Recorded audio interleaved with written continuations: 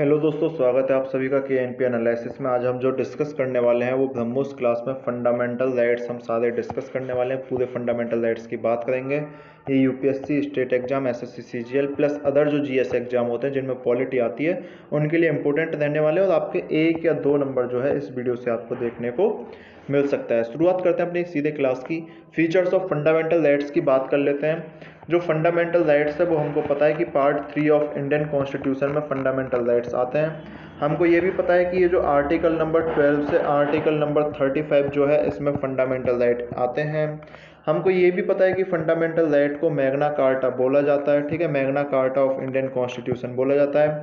Fundamental right जो होते हैं वो जस्टिसिएबल इन नेचर होते हैं। जस्टिसिएबल इन नेचर का मतलब है कि अगर आपके फंडामेंटल राइट वायलेट होते हैं तो आप सुप्रीम कोर्ट या हाई कोर्ट जा सकते हो। सुप्रीम कोर्ट आप आर्टिकल नंबर 32 के तहत जाओगे और हाई कोर्ट आप आर्टिकल नंबर 226 के तहत जाओगे। इसके अलावा अगर हम यहाँ पे और चीज़ डिस्कस करें तो फिर जो फंडामेंटल राइट्स होते हैं वो एब्सोल्यूट नहीं होते। ये इंपॉर्टेंट चीज़ आपको याद रखनी है, फंडामेंटल राइट्स एब्सोल्यूट नहीं होते हैं, ठीक है।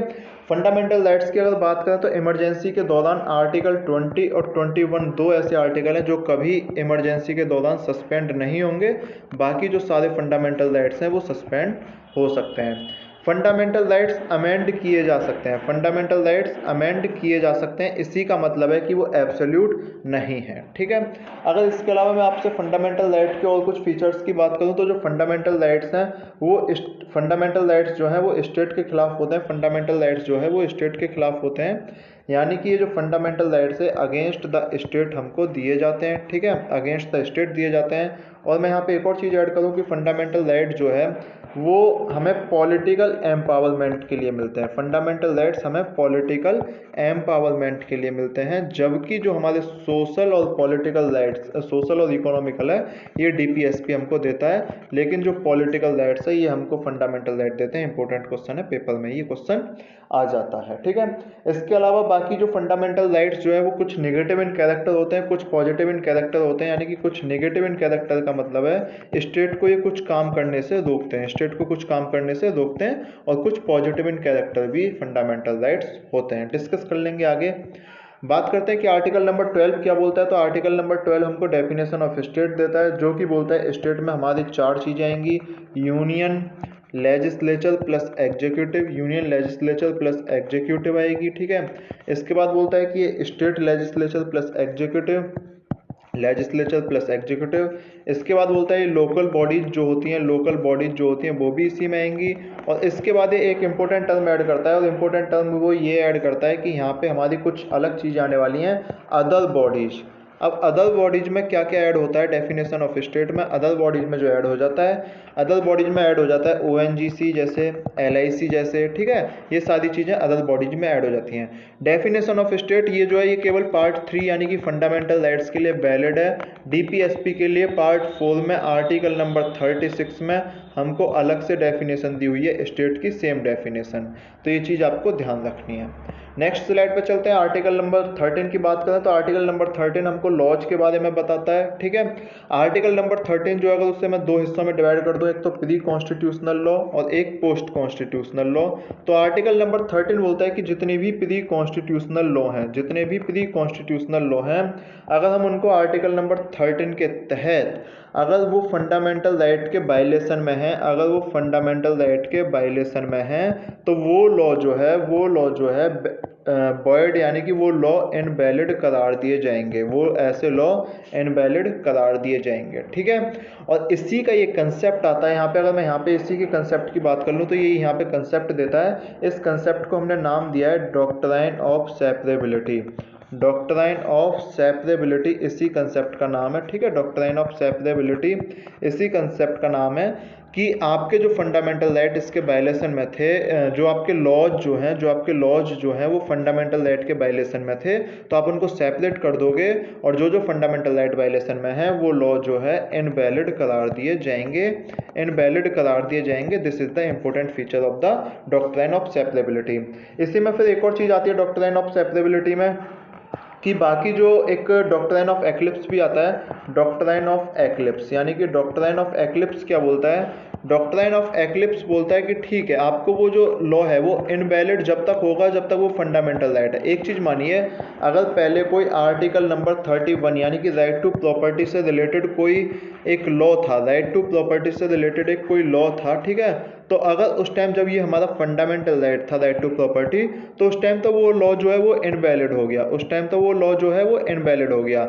लेकिन जैसे ही ये हमारा फंडामेंटल राइट हट गया, ये जैसे ही हमारा फंडामेंटल राइट हट गया, वो लॉ दोबारा से फोर्स में आ गया, वो लॉ दोबारा से फोर्स में आ गया। इसे बोलते हैं हम डॉक्ट्राइन ऑफ एक्लिप्स, इसे बोलते हैं डॉक्ट्राइन ऑफ एक्लिप्स, ठीक है। यहाँ पे एक और चीज़ ऐड करता है डॉक्ट्राइन ऑफ एक्लिप्स के साथ, हमें एक और चीज़ देखने को मिलेगी। जैसा कि मैंने बोला, पोस्ट कॉन्स्टिट्यूशनल लॉ जो होंगे, अगर वो फंडामेंटल राइट के वायलेशन में हैं भी, तो आप उनको आर्टिकल 368 के तहत अगर वो अमेंडमेंट हुए हैं आर्टिकल 368 के अंतर्गत, तो कोर्ट जो है उनको रिव्यू नहीं कर सकता, कोर्ट उनको रिव्यू नहीं कर सकता, कोर्ट इनको रिव्यू नहीं कर सकता। यानी कि यहाँ से हमको एक कंसेप्ट और मिल गया जुडिशियल रिव्यू वाला, यहाँ से हमको एक कंसेप्ट मिल गया जुडिशियल रिव्यू वाला। तो जुडिशियल रिव्यू का जो कंसेप्ट है वो भी हमको आर्टिकल नंबर 13 में देखने को मिलता है, ठीक है। लेकिन एक चीज़ बता दूं आपको कि ये ऐसा नहीं है कि आप कोई भी आर्टिकल उसका जुडिशियल रिव्यू नहीं हो सकता, क्योंकि सुप्रीम कोर्ट ने एक basic structure of the constitution दिया हुआ है। बेसिक स्ट्रक्चर से क्वेश्चन पूछा जाता है। बेसिक स्ट्रक्चर ऑफ कॉन्स्टिट्यूशन जो है वो केशवानंद भारती केस में मिला था, केशवानंद भारती केस, ध्यान रखना इसको, ये पूछा जाता है पेपर में, ठीक है। केशवानंद भारती केस में 1973 में ये केस आया था, तो ये इंपॉर्टेंट चीज़ हो जाती है। यानी कि आर्टिकल नंबर 30 हमको फिर लॉ की डेफिनेशन भी देता है, और लॉ इन फोर्स की भी डेफिनेशन कौन देता है हमको, article number 13 law in force की डेफिनेशन देता है। नेक्स्ट अगर स्लाइड पे चलें उससे पहले आप एक चीज़ देखिएगा कि राइट टू इक्वलिटी जो वो आर्टिकल 14 से 18 में आती है, पेपर में एक क्वेश्चन इस बारे में पूछा जाता है। Right to freedom of expression article number 19 से 22, right against exploitation article 23-24, right to freedom of religion article 25-28, cultural education right article 29-30 और right to constitutional remedies article 32। Present में ये 6 हैं, ओरिजिनली जो थे ये 7 थे, एक इसमें से डिलीट हो चुका है, और डिलीट वाला हमको पता है राइट टू प्रॉपर्टी, जो मैंने आपको पहले ही बता दिया, यानी कि राइट टू प्रॉपर्टी जो है वो अब डिलीट हो गया है, यानी कि आर्टिकल नंबर 31 जो है वो अब इस हमारे फंडामेंटल राइट का हिस्सा नहीं है। ये आर्टिकल नंबर 300 के अंतर्गत, ये फंडामेंटल राइट जो है वो आर्टिकल नंबर 300 के अंतर्गत कहाँ पे पहुँच चुका है, लीगल राइट में पहुंच चुका है, ठीक है। नेक्स्ट स्लाइड पे चलते हैं। Next slide features of fundamental rights हम डिस्कस कर चुके हैं। आर्टिकल 14 दो चीज़ देता है हमारा, इक्वलिटी बिफोर लॉ और इक्वल प्रोटेक्शन ऑफ लॉ। मान लीजिए कोई इंसान है, ठीक है, ये कोई इंसान है, इक्वलिटी बिफोर लॉ, चाहे ये अमीर हो, चाहे ये अमीर हो, चाहे ये गरीब हो, ठीक है, चाहे ये IAS ऑफिसर हो, कुछ भी हो, लॉ सबके लिए सेम है, यानी कि लॉ की नज़र में ये सेम है। लेकिन एक चीज़ मान लीजिए, एक पुअर सेक्शन से आता है, यानी कि एक गरीब है, तो इसके लॉ की जो पहुंचने की पावर है वो कम है, लॉ के पास पहुंचने की पावर कम है, लेकिन लॉ जो है वो सबको मिले, लॉ सबको मिले, तो इक्वल प्रोटेक्शन ऑफ लॉ का मतलब है कि अगर कोई गरीब भी है तो वो भी लॉ तक आसानी से पहुंच सके, उसे भी आराम से न्याय मिले। ये इसमें आर्टिकल 14 में इंपॉर्टेंट चीज़ हो जाती है, ठीक है। आर्टिकल नंबर 14 के बाद हम जो चलेंगे फिर आर्टिकल नंबर 15 में चलेंगे, है ना। आर्टिकल नंबर 15 बोलता है कि no discrimination on the grounds of religion, race, caste, sex और प्लेस ऑफ बर्थ, यानी कि स्टेट जो है, स्टेट, इसीलिए मैंने बोला कि ये जो आर्टिकल है ये फंडामेंटल राइट स्टेट के खिलाफ है। स्टेट किसी के साथ रिलीजन, रेस, कास्ट, सेक्स और प्लेस ऑफ बर्थ के आधार पर भेदभाव नहीं करेगा। इसके अलावा जो स्टेट है वो क्या नहीं कर सकता, एक और चीज़, केवल इन्हीं के आधार पे, ओनली टर्म है, इसके अलावा अगर कोई आपका ग्राउंड है तो उसके आधार पर आपके साथ भेदभाव किया जा सकता है, जैसे कि आपकी सिटीजनशिप, जैसे कि आपकी सिटीजनशिप, ठीक है, उसके आधार पर आपके साथ भेदभाव किया जा सकता है। इसके अलावा ये जो आर्टिकल नंबर 15 है हमको क्या पावर देता है, इसके अलावा कुछ और पावर्स भी देता है, उन पावर्स को डिटेल में डिस्कस कर लेते हैं। ये बोलता है कि इसके अलावा आर्टिकल 15 बोलता है कि अगर मान लीजिए आप कुएं से पानी पीते हैं, आप किसी टैंक पे जाते हैं, ठीक है, आप किसी पब्लिक रेस्टोरेंट में जाते हैं, आप होटल में जाते हैं, आप पब्लिक पार्क में जाते हैं, तो आपके साथ किसी भी तरह का भेदभाव नहीं किया जाएगा। इसके अलावा ये एक चीज़ ऐड करते हैं यहाँ पे, फिर एक और चीज़ ऐड हो जाती है इनकी, और वो बोलते हैं कि अगर स्टेट चाहे तो, स्टेट बोला ना यहाँ पे नो डिस्क्रिमिनेशन, लेकिन स्टेट चाहे तो अपलिफ्टमेंट के लिए यानी कि उनके उत्थान के लिए रिजर्वेशन जो है उसे ऐड कर सकता है, रिजर्वेशन जो है उनको दे सकता है। और आर्टिकल 15 क्लॉज 5 और 15 क्लॉज 6 में हमने देखा कि उसने रिजर्वेशन दिए भी थे। ये आर्टिकल नंबर 15 का एक इम्पोर्टेंट टर्म हो जाता है, ठीक है। आर्टिकल नंबर 16 डिस्कस कर लेते हैं। आर्टिकल नंबर 16 बोलता है equality of opportunity in public employment, यानी कि जितने भी स्टेट के ऑफिस होंगे, जितने भी स्टेट के ऑफिस होंगे उनमें आपको एम्प्लॉयमेंट मिलेगा, और एम्प्लॉयमेंट में आपके साथ किसी भी तरह का भेदभाव नहीं किया जाएगा। भेदभाव किस आधार पे नहीं किया जाएगा? भेदभाव होगा आपका रिलीजन, ठीक है, race, caste, sex, place of birth, ठीक है, और डिसेंट, इन सब के आधार पर आपके साथ, और रेजिडेंस, इन सब के आधार पर आपके साथ भेदभाव, रेजिडेंस का मतलब आवास, इन सब के आधार पर आपके साथ भेदभाव नहीं किया जाएगा। लेकिन मजे की बात है कि स्टेट ने यहाँ भी कुछ जो एक्सेप्शन है वो ऐड कर दिए, आर्टिकल्स में बोल दिए। यहाँ एक चीज़ है कि अगर आपको रेसिडेंस के आधार पर भेदभाव करना है, या आपको रेसिडेंस के आधार पर भेदभाव करना है, तो इसके लिए केवल पार्लियामेंट ही लॉ बना सकती है। इसके लिए केवल पार्लियामेंट लॉ बना सकती है, कोई भी स्टेट लेजिस्लेचर इसके लिए लॉ नहीं बना पाएगी, स्टेट लेजिस्लेचर नहीं बना पाएगी। कौन बना सकता है? बस पार्लियामेंट ही इसके लिए लॉ बना सकती है। इसके अलावा इसने एक और चीज़ ऐड की कि रिलीजन जो है वो as a ground of discrimination हो सकता है। रिलीजन ग्राउंड ऑफ डिस्क्रिमिनेशन हो सकता है इन द सेंस ये है कि अगर आपको मान लो मदरसा में एक टीचर रखना है, तो उसमें आप बोल सकते हो कि मौलवी डिमांड हो, ठीक है, उसमें आप बोल सकते हो कि लैंग्वेज ये वाली चाहिए हमें, उसमें आप बोल सकते हो कि हमें लैंग्वेज ये वाली चाहिए। तो ये सारी चीज़ें आर्टिकल नंबर 16 में आ जाती हैं। आर्टिकल नंबर 17 की बात करें, एबॉलिशन ऑफ अनटचेबिलिटी। आर्टिकल 17 बोलता है कि हम अनटचेबिलिटी को हटाएंगे, लेकिन अनटचेबिलिटी की डेफिनेशन कॉन्स्टिट्यूशन में कहीं डिफाइंड नहीं है, यानी कि नॉट डिफाइंड अनटचेबिलिटी। तो अनटचेबिलिटी इंडियन कॉन्स्टिट्यूशन में कहीं डिफाइन नहीं किया गया। ये सबसे इंपॉर्टेंट क्वेश्चन है, पेपर में 1 नंबर का ये पूछा जाता है, ठीक है। अनटचेबिलिटी कैसी हो सकती है आपकी? कास्ट अनटचेबिलिटी हो सकती है, रिलीजन अनटचेबिलिटी हो सकती है, ठीक है, मेल फीमेल अनटचेबिलिटी हो सकती है। इसका मैं अगर आपको एक एग्जांपल दे दूं तो सबरीमाला केस जो है वो इसी आधार पर लड़ा गया था। सबरीमाला जो केस है सबसे बेस्ट एग्जांपल है कि अब जो है सबरीमाला केस अनटचेबिलिटी को रिमूव कर देता है, ठीक है।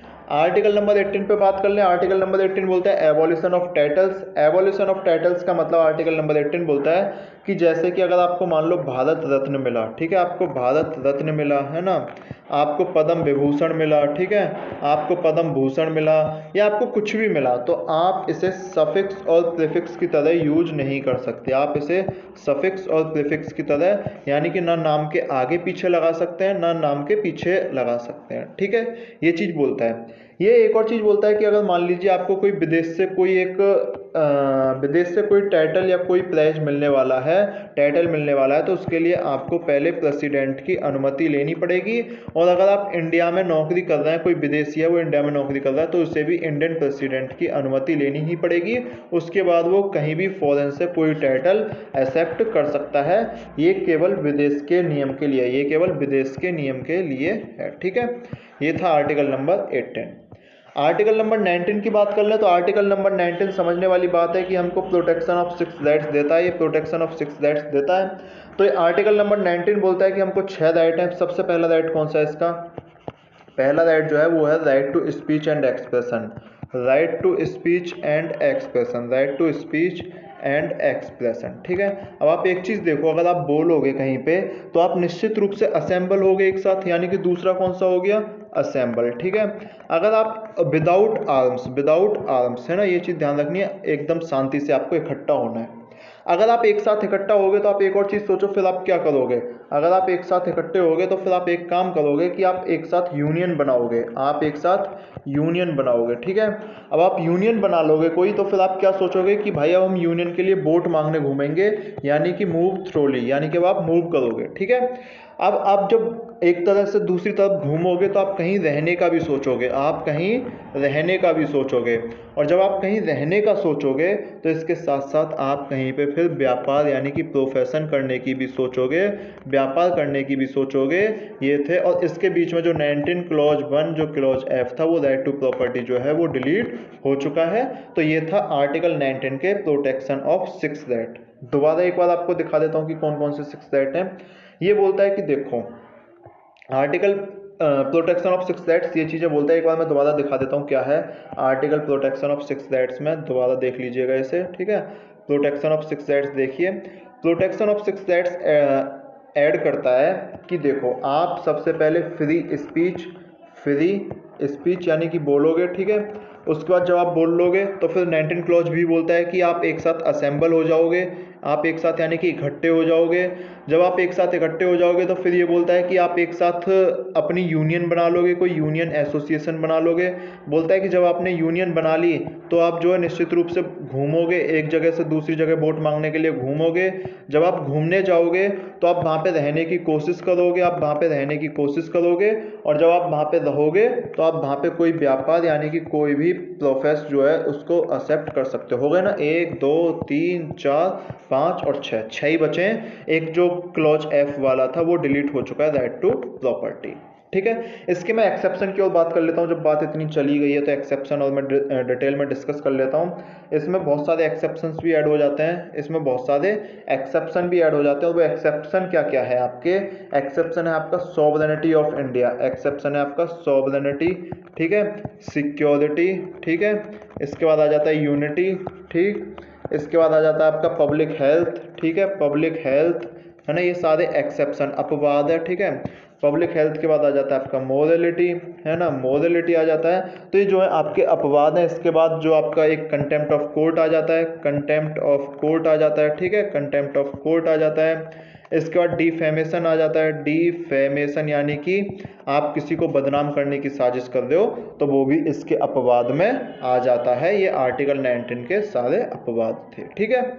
बात कर लेते हैं आर्टिकल नंबर 20। आर्टिकल नंबर 20 क्या बोलता है, protection in respect of conviction for offence. अरे वही यार जो आपने सुना होगा, बहुत फेमस है आर्टिकल नंबर 20 कि अगर मान लीजिए आपको पुलिस पकड़ के ले जा रही है, आपको पुलिस पकड़ के ले जा रही है तो वो आपको ग्राउंड बताएगी कि आपको किस ग्राउंड पे पकड़ के ले जा रही है, ठीक है।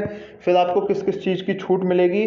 पुलिस आपको कोई भी ऐसे लॉ में नहीं पकड़ के ले जाती जो एक्स पोस्ट फैक्टो हो, यानी कि जो आपने क्राइम अगर पहले कर दिया है। अगर एक चीज़ मैं आपको एग्जांपल दे के बताता हूँ अभी, मान लो आज आपने किसी का पर्स चुरा लिया, उसकी 1 साल की सज़ा है, उसकी 1 साल की सज़ा है, ठीक है। और शाम को वो सज़ा आपके पर्स चुराने के जस्ट बाद वो 5 साल की हो गई, तो आपको जो सज़ा मिलेगी वो 1 साल वाली मिलेगी।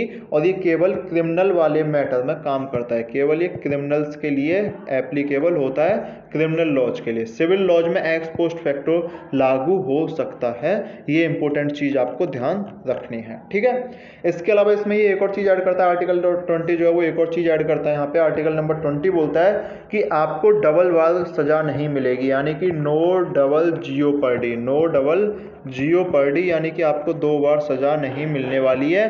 कहाँ से, जुडिशियरी से, कहाँ से, जुडिशियरी से। अगर वो ही सज़ा आपको आपका कोई डिपार्टमेंट देता है तो वो आपकी सज़ा इस सज़ा में इंक्लूड नहीं होगी।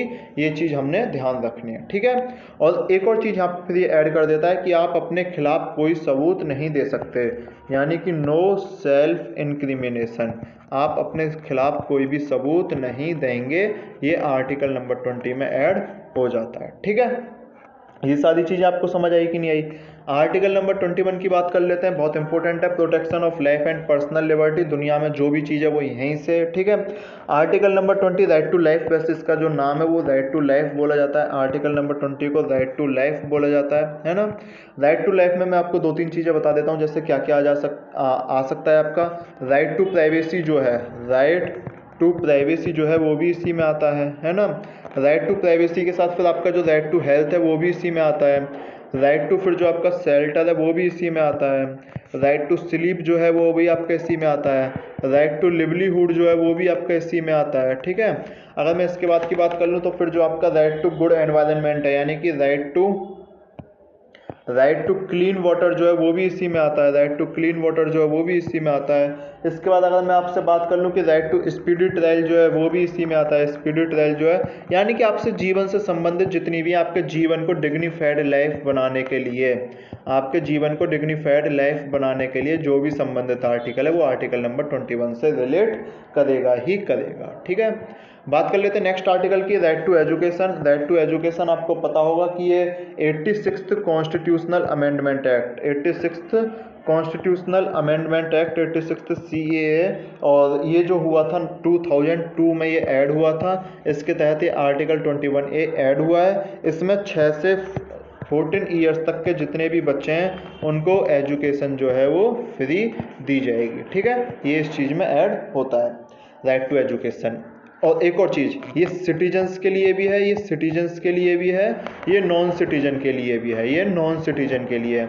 मैं आपको यहाँ पे एक चीज़ बता दूँ साथ साथ, जब ये बात आई गई है सारी कि आर्टिकल नंबर 15, 16, 19 और 29 और 30, ये जो 5 आर्टिकल हैं ये केवल सिटीजन के लिए हैं, ये केवल सिटीजन के लिए हैं। बाकी जितने भी फंडामेंटल राइट्स हैं वो सारे नॉन सिटीजन के लिए भी एप्लीकेबल है, वो सारे नॉन सिटीजन के लिए भी एप्लीकेबल हैं। अगर आप आर्टिकल नंबर 15, 16, 19, 29, 30 की बात करेंगे तो केवल ये ही सिटीजन्स को मिलेंगे। 15, 16, 19, 29, 30 पेपर में 1 नंबर का क्वेश्चन छपता है। ठीक है, आर्टिकल नंबर 22 क्या बोलता है? आर्टिकल 22 बोलता है protection against arrest and detention.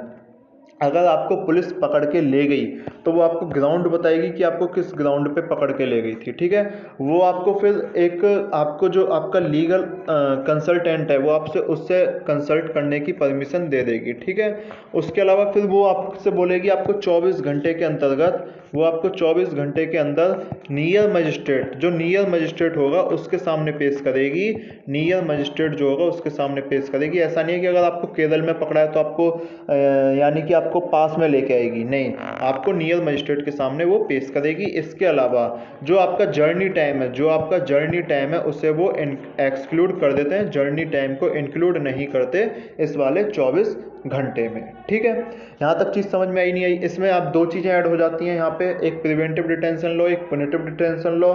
एक तो हो जाता है प्रिवेंटिव, ठीक है, प्रिवेंटिव, और एक हो जाता है पुनिटिव।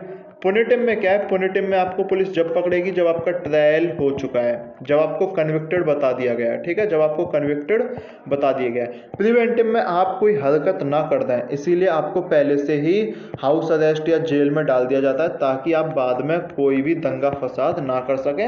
ये प्रिवेंटिव डिटेंशन होता है। ठीक है, प्रिवेंटिव डिटेंशन के बारे में बहुत बातें हैं, ये मैंने अपनी वीडियो जो है आर्टिकल 22 के लिए मैंने जो स्पेशल वीडियो बनाई हुई है उसमें बहुत डिटेल में डिस्कस किया। अगर आप उस वीडियो को देखेंगे तो निश्चित रूप से चीज़ आपको समझ आ जाएगी। ठीक है, तो हम नेक्स्ट वीडियो पर चल लेते हैं, ये केवल रिवीजन क्लास है। आर्टिकल नंबर 23, आर्टिकल 23 बोलता है prohibition of traffic in human being and force labour, यानी कि आप ह्यूमन बीइंग को आप एक तरह से उसका ट्रैफिक नहीं कर सकते, यानी कि आप उनकी सप्लाई नहीं कर सकते किसी भी ह्यूमन बीइंग की, चाहे अब उसमें वुमेन हो, चाहे अब उसमें वुमेन हो, चाहे अब उसमें मेल हो कोई भी, चाहे उसमें कोई भी बच्चा हो। ठीक है, आप इनकी एक तरह से सप्लाई नहीं कर सकते हैं, दैट्स द इम्पोर्टेंट थिंग। ठीक है, और इसके अलावा बोलता है कि बेगार जो फोर्स्ड लेबर आती है इसे भी ये प्रोहिबिट करता है, बेगार फोर्स्ड लेबर को बोला जाता है, ये भी आर्टिकल नंबर 23 के अंतर्गत प्रोहिबिट होता है।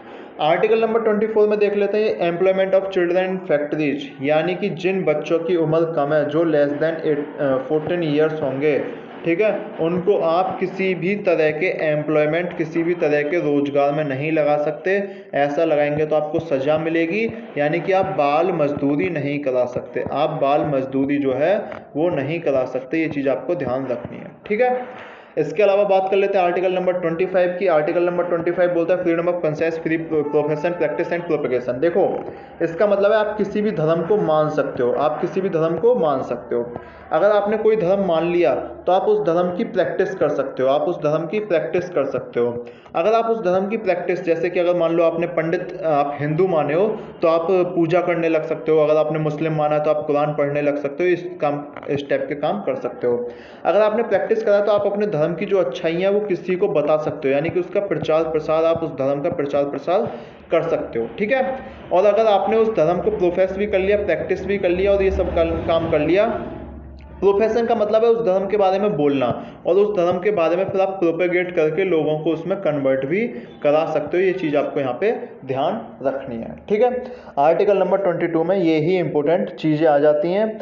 अगर एक और चीज़, प्रोफेस का मतलब यहाँ पे एक थोड़ा सा अलग मीनिंग होता है। प्रोफेस का मतलब होता है कि आप बोल सकते हो कि भाई मैंने ये वाला धर्म मान लिया, मैंने ये वाला धर्म मान लिया। आप अपना धर्म किसी को भी बता सकते हो, इसमें कोई दिक्कत नहीं है, ठीक है।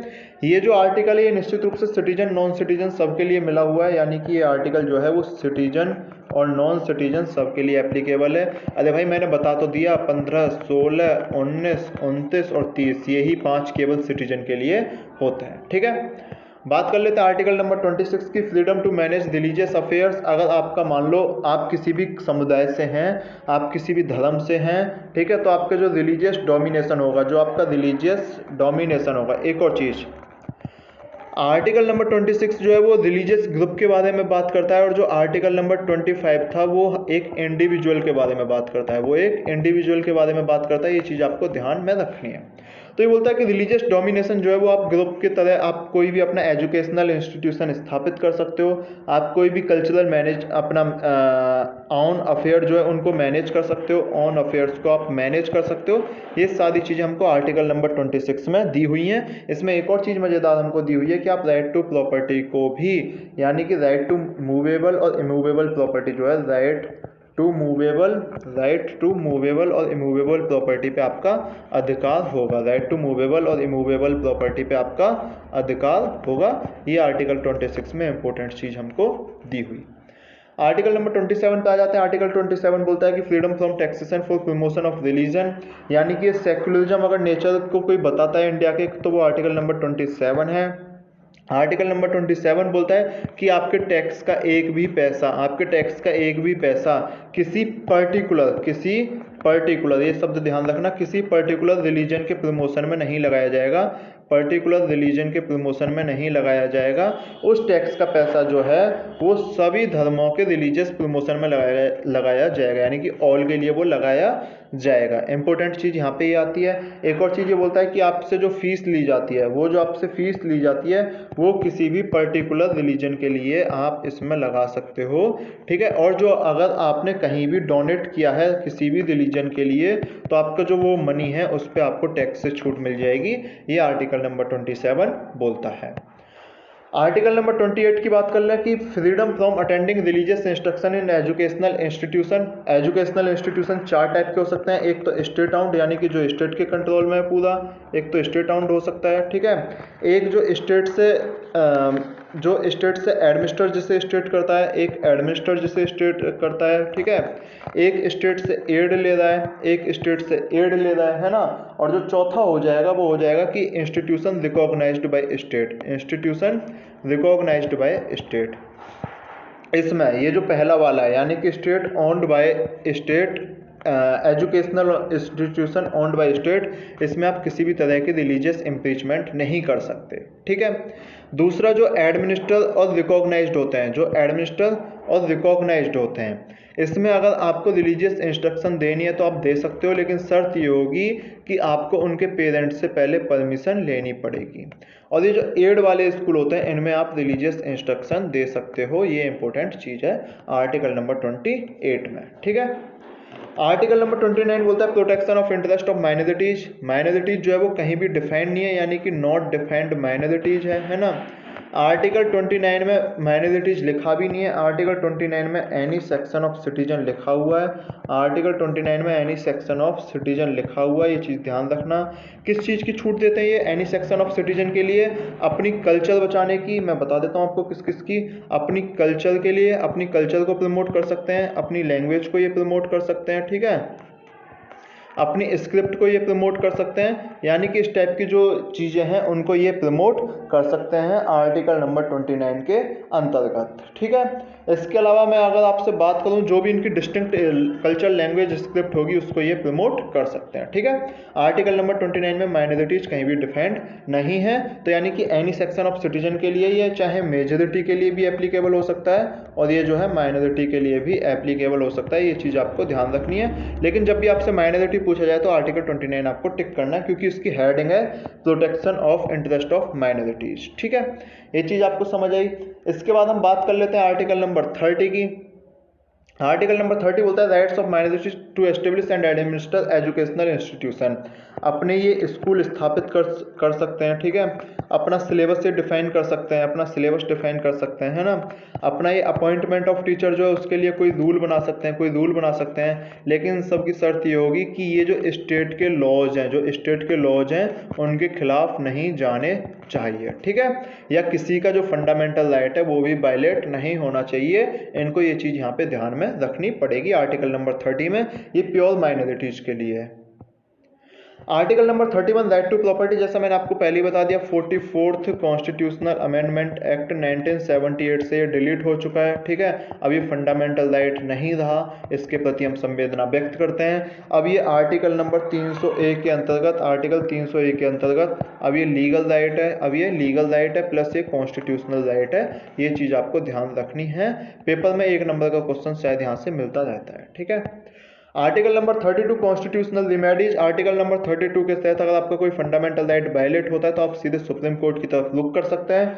सुप्रीम कोर्ट यहाँ पे एक और चीज़, अगर आपका कोई फंडामेंटल राइट वायलेट होता है तो आप आर्टिकल नंबर 226 के तहत हाई कोर्ट भी सीधे जा सकते हैं, ठीक है। सुप्रीम कोर्ट यहाँ पे 5 टाइप की रिट जारी करता है। उन 5 टाइप की रिट के बारे में मैं एक बार आपको बता देता हूँ। उस 5 टाइप की रिट के बारे में मैंने एक और वीडियो बनाई हुई है, बहुत अच्छी वीडियो है, वो वीडियो आप भी देख सकते हैं, ठीक है। वो वीडियो आप देख सकते हैं कि उस वीडियो में हमने क्या क्या डिस्कस किया हुआ है। उस वीडियो को अगर आप देखेंगे तो निश्चित रूप से उस वीडियो से आपको फायदा मिलने वाला है।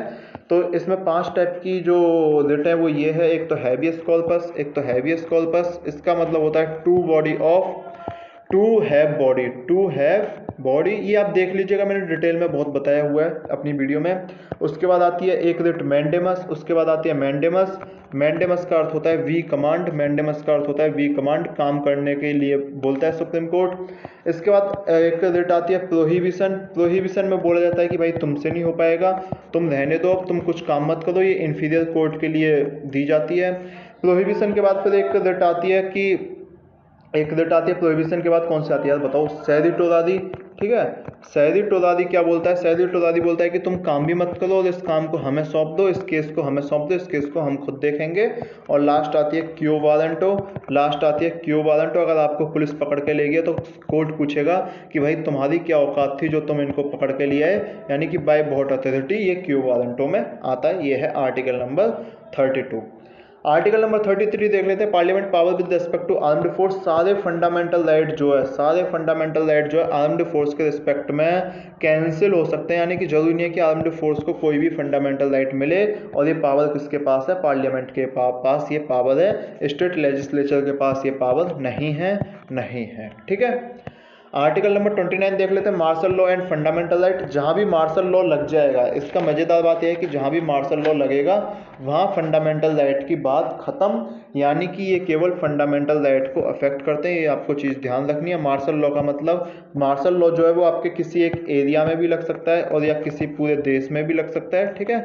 ये मार्शल लॉ, सारे फंडामेंटल राइट्स जो है वो यहाँ पे ख़त्म हो जाते हैं, कोई भी आपका फंडामेंटल राइट नहीं बचता। ये मार्शल लॉ की खासियत है, आर्टिकल नंबर 34 की खासियत है। बात कर लेते हैं article number 35 affecting certain fundamental right. आपको मैंने बहुत सारी चीज़ें बताई थी, बस यहाँ पे बताने वाली एक चीज़ है कि अगर फंडामेंटल राइट का कोई भी वायलेशन करे तो उसके लिए जो पनिशमेंट है वो कौन डिसाइड करेगा? वो पार्लियामेंट लॉ डिसाइड कर सकती है कि आपको क्या पनिशमेंट देना है। ठीक है, ये इंपॉर्टेंट चीज़ है, ये वाला क्वेश्चन पूछा जाता है आर्टिकल नंबर 35 से 1 नंबर में क्वेश्चन पूछा जाता है। ठीक है, इसके बाद अगर अभी तक आपने इस वीडियो को लाइक शेयर सब्सक्राइब नहीं किया है, हो गई कितनी देर की वीडियो हो गई, 33 मिनट में हमने सारे फंडामेंटल राइट्स जो है वो रिवीजन कर लिए हैं। ठीक है, तो आप बताइएगा ये वीडियो आपको कैसी लगी।